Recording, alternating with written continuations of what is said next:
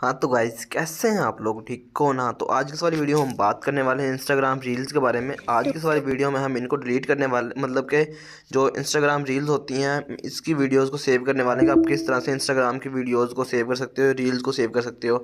यहाँ पे हमारे पास ऑप्शन नहीं होता, तो ये देख सकते हो हमारे सामने यहाँ पे एक शेयर का ऑप्शन आता है। ठीक है, तो हमने करना है, हमने इसको कॉपी लिंक कर लेना है। ठीक है, कॉपी लिंक करने के बाद आसान सा तरीका, ये कॉपी हो गया है। उसके बाद आपने अपने किसी भी ब्राउज़र के ऊपर चल जाना, गूगल के ऊपर जाएंगे तो यहाँ पे आपने सिंपल सा सर्च कर लेना है इंस्टा वीडियो डाउनलोडर। ठीक है, तो ऐसे आप जैसे सर्च करोगे तो आपके सामने यहाँ पे ऑल पे करूँगा मैं तो।